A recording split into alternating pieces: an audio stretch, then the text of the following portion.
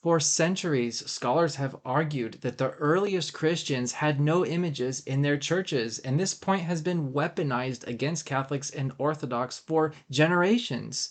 Well, in light of recent archaeological discoveries, scholars have begun to change their minds on this opinion, and some of them have made a complete U-turn on the relationship between Christians and images in the early centuries of the church.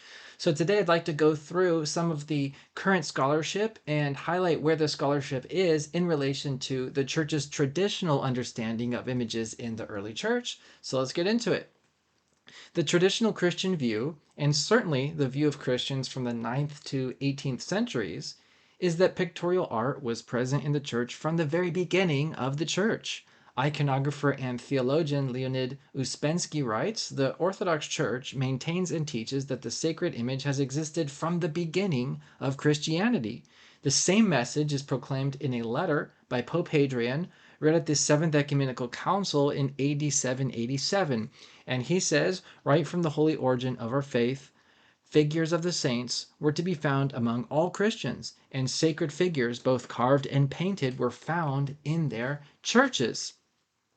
The 4th century church historian Eusebius supports these claims that images of Jesus and the saints were present from the beginning of the church. He writes in his church history, "We have also learned that the likenesses of his," that's Jesus's, apostles, Peter and Paul, and of Christ himself are preserved in paintings, okay? Note that he uses the word likeness. In order for a likeness to be a true likeness, it must be based on an eyewitness. It has to actually look like what Jesus, Peter, and Paul actually looked like. And he's acknowledging that these paintings actually are likenesses. Therefore, in using the word likeness, Eusebius certainly understood that the forms of Christ, Peter and Paul, during his time, to have originated from an eyewitness depiction. And the idea of an apostolic era iconographic tradition finds support in recent archaeology, which reveals an icon tradition in the churches by the mid-3rd century, possibly originating in an ancient Jewish tradition or apostolic ministry. So Dr. Robin Jensen writes, "Despite certain distinctions in style, the similarity between some of the themes found on the Dura Europos baptistry walls and motifs from the Roman catacombs also suggests some common influence and perhaps even some shared models." So the fact that these pre-Nicene churches were using similar themes and motifs in their iconography implies the existence of an ancient early Christian iconographic tradition. That's exactly the kind of thing that we would expect if icons were introduced into the churches by the apostles themselves. There are also legends and oral traditions throughout church history which contain references to apostolic origins of icons. In Pope Hadrian's letter, read at the Seventh Ecumenical Council, he recounts a story from the Acts of Sylvester in which Peter and Paul appeared to Emperor Constantine, and upon receiving icons of Peter and Paul from Pope Sylvester, Constantine recognized Peter and Paul from his vision. Okay, so the fact that Emperor Constantine recognized Peter and Paul in the icons affirmed the eyewitness accuracy of the depictions in those icons. So that's one of those legends that we have that points toward the apostolic eyewitness origin of images of icons of Peter and Paul. There are also oral traditions recorded in the 7th and 8th centuries, like the Vita San Pancrati, okay, the life of Saint Pancratius, which attributes the origin of icons to Peter, the apostle. There's also the 5th century work of history, of church history, by Theodore Lector, called Historia Ecclesiastica, and it recounts, it makes mention of an icon painted by Luke. So are these ancient memories of the church from unwritten history, or ripples of events lost to time? We may never know for certain, but the fact that these references exist in church history is evidence that there was an apostolic presence of icons in the early church. But regardless of the details on how it happened, the church's understanding is that iconography is a standard part of Christianity, going back to the very beginning of the church.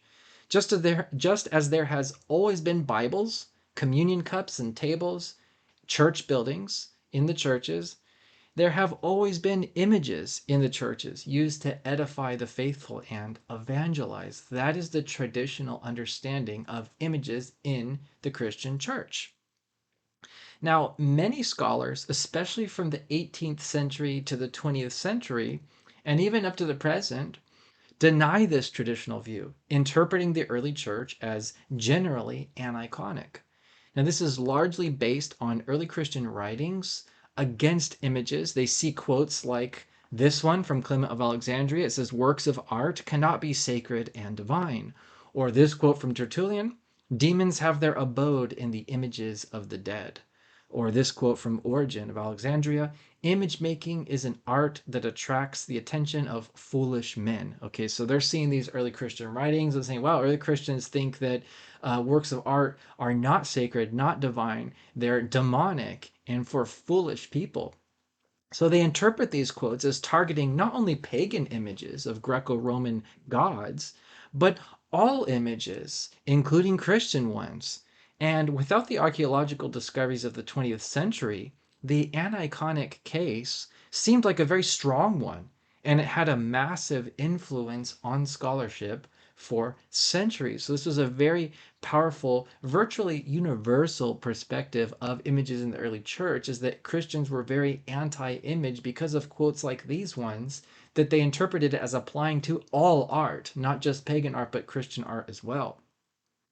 Leonid Uspensky writes, "Points of view that contradict this statement of the church became widespread from the 18th century on. The English scholar Gibbon, author of the History of the Decline and Fall of the Roman Empire, maintained that the first Christians had an insurmountable aversion to the use of images. According to him, this aversion was a consequence of their Jewish origin. Gibbon believed that the first icons appeared only in the beginning of the 4th century. This opinion was accepted by many, and Gibbon's ideas have unfortunately been upheld in one form or another up to the present day." However, that being said, some recent scholars, big names in the scholarship by the way, reject this view as outdated and hold that not all early Christians were aniconic. Dr. Robin Jensen writes, "Other historians, challenged by the supposed aniconism of 1st and 2nd century Christians, Mary Charles Murray in the 1970s and subsequently Paul Corby Finney in the 1990s, effectively critiqued the prevailing view of early Christians as monolithically hostile to images and expressly refuted the prevailing theories." So recent scholars looking at the archaeology have gone back to these writings and reinterpreted them with a more holistic set of data than those old 18th and 19th century writers had. So let's take a look at these arguments that come from Robin Jensen and Mary Charles Murray and Paul Corby Finley, and see how their arguments apply on the question of images in the early church. So the first argument that they make is that when early Christians did critique images, they rarely did so on the basis of the Bible. In other words, when they were critiquing images, they were actually using philosophy, a Greek-style philosophy, not quoting the Bible. This implies that Aniconism was not necessarily a Jewish tradition, but a philosophical appeal against idolatry using the language the pagans would have understood. So it's not so much based on the second commandment and the Torah and Mosaic law, but it was actually philosophical in nature. A detailed examination of the arguments by early Christian writers against images like Clement of Alexandria, Tertullian, and Origen, and why they aren't based on the Bible, is found in Robin Jensen's book, Face-to-Face Portraits of the Divine in Early Christianity. So if you want to go into detail on that, I'm not going to go into all of those, unpacking all of their arguments in this video, but in her book, she goes through these authors one by one and analyzes their arguments against images and the philosophy, the philosophical weapons that they're using against idolatry. Robin Jensen also notes that early Christian writers writing against images didn't use the same arguments. This implies that their arguments were individual efforts and not reflective of a general Christian message. So when these writers were writing against images, they weren't necessarily reflecting the opinion of the church, but individual efforts to combat pagan idolatry in Roman society. Dr. Robin Jensen writes, Clement's objection to images is clearly different from Tertullian's. His concern is not so much the adoption of polytheistic practices or being captive to the alluring aspects of popular culture, but misunderstanding what it is that deserves honor, what the true image is. He follows a well-known Platonic axiom that images made by artists or even things of the natural world are only reflections of reality and should not be confused with the eternal and ideal form, or in Clement's case, the maker, that transcends any earthly creation. So you can see how philosophical those arguments are and what their problem is with idolatry is that idols are not true images. They're not actually worthy of honor. So in other words, the earliest Christians were not arguing the collective opinion of the church from Mosaic law against images. Rather, they were arguing from personal opinion using philosophy against pagan idols. So the interpretation of these passages from the early church is very critical to put them in context, what they're actually talking about and where they're getting these points from. The second argument that they make against this outdated opinion of Aniconism is that early Christian arguments against images have been misunderstood and taken out of context by scholars. Scholars misunderstood arguments directed against pagan images of divine beings as arguments against Christian images for edification, decoration, and devotion. And these are two very different kinds of images, and scholars are taking arguments directed against the first kind and applying that out of context to the second kind. Robin Jensen writes, although early Christians never actually objected to pictorial art as such, surviving literary evidence clearly shows that their spokespersons were hostile to the veneration of pagan cult images. These were the images that they attacked. With rare exceptions, early Christian opposition to pictorial art was aimed at a specific type of image, depictions of divine beings, and in particular, representations of the Greco-Roman deities. This allows a distinction among different kinds of images between safe, symbolic or narrative art and dangerous pagan cult idols. This distinction is crucial for understanding early Christian attitudes toward visual art. Christians were concerned only with non-Christian religious art rather than images made by or for Christian edification, decoration, or devotional use. This is extremely powerful, and this is very important to understand, is these quotes from the early church about images are against the pagan cult images. They're against the images of the deities, and to apply them against Christian images of Jesus and Peter and Paul and biblical scenes is taking these passages out of context. Now, it's not me saying it. This is the current scholarship, but a lot of scholars now have this view that Robin Jensen is reporting, herself being a very important early Christian art scholar today. The third argument that they make is that recent archaeological discoveries disprove that all Jews in the early Christian period were Aniconic. You have places like the Dura Europos synagogue which indicate this. Dr. Jeffrey Spear writes, the theory that Jews were opposed to pictures on theological grounds was shattered, however, by a series of discoveries in the early 20th century that revealed an extensive tradition of decorated Jewish synagogues. So we're going to look at a few examples here. This is the Haman Leaf Synagogue in Tennessee. You have images here. These are from a Jewish synagogue, which these could date as early as the 1st century during the time of Christ. These are images from the Dura Europos synagogue in Syria, which date to the 3rd century. The Hamath Tiberias synagogue in Israel, again, full of art and images. The Bet She'arim necropolis in Israel has images inside. This is a burial place for Jews by Jews, and there are images here. The Hukok synagogue in Israel has images on the mosaic floor. These are biblical scenes. You can see Jonah here. There's the Sephora synagogue in Israel, again with beautiful mosaic images on the floor. And these look very similar to the images that we find in early Christian churches as well. This dates to the 5th century. The Beth Alpha synagogue in Israel has lots of images in it. This is a scene from the sacrifice of Isaac. So clearly not all Jews were aniconic. And all of these were discovered within the 20th and 21st century. So writers from before this time did not have that full set of data to make judgments by. Mary Charles Murray writes, it was until fairly recently a universally held theory that the absence of art was due to the hostility of the early church towards religious imagery. A comprehensive theory was constructed, making of Christianity a normatively iconophobic religion because of its roots in Judaism.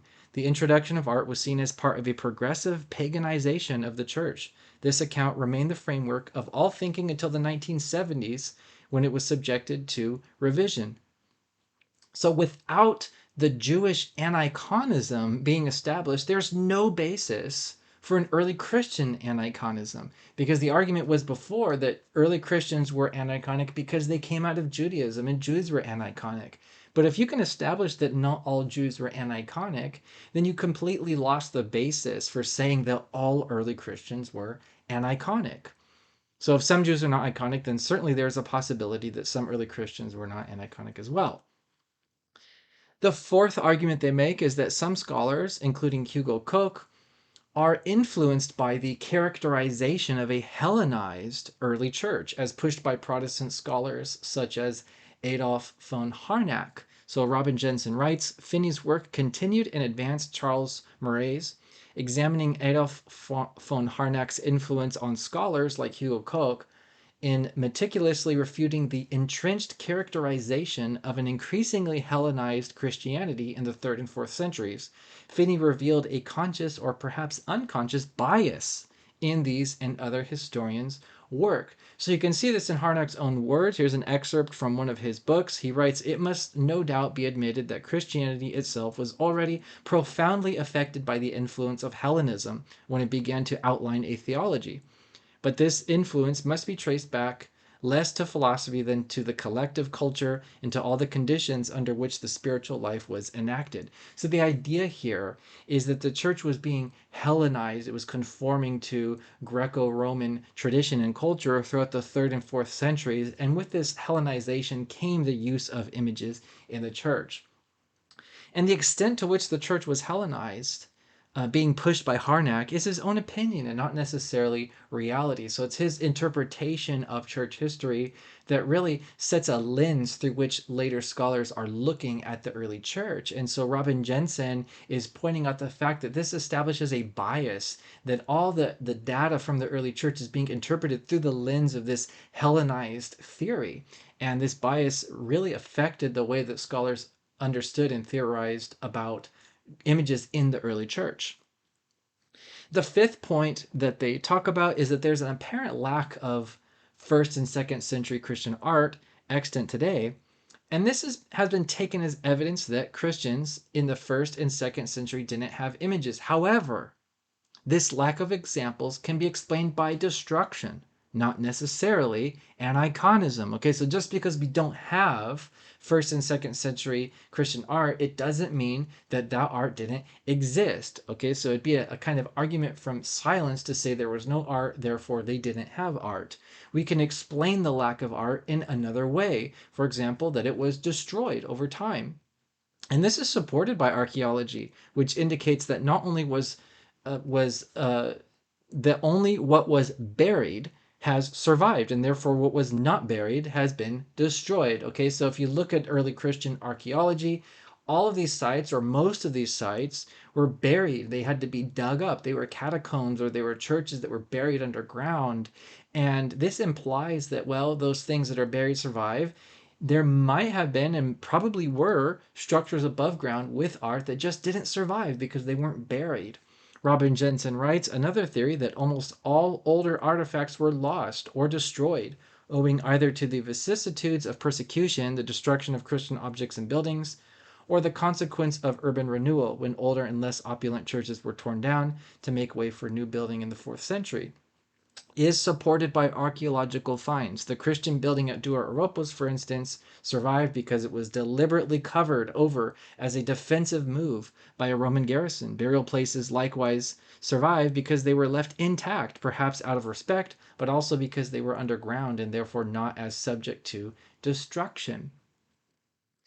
The claim that we don't have any examples of 1st, 2nd century art may be wrong altogether, because a lot of the early Christian art, I think most of it, is dated without certainty. Scholars are guessing or making an educated guess on how old these instances are. Some art and objects which we have may be from the 2nd century and just incorrectly dated by scholars. One example is a Roman lamp from a museum in Berlin called the Skulpturensammlung und Museum für Byzantinische Kunst. And this lamp has images, Christian images, on the top, and it has a mark from the Florentinus workshop. And we know that this Florentinus workshop operated in the 2nd and 3rd century. So even though scholars date this safely at the 3rd century, it's possible that this lamp was created in the 2nd century. So we might have an example here on our hands of a early Christian art from the 2nd century. There's another possible reference to a 2nd century image found in Tertullian's book on modesty. He references an image of the Good Shepherd on a liturgical chalice. He says, "You shall have leave to begin with the parables, where you have the lost ewe resought by the Lord and carried back on his shoulders. Let the very paintings upon your cups come forward to show whether even in them the figurative meaning of that sheep will shine through."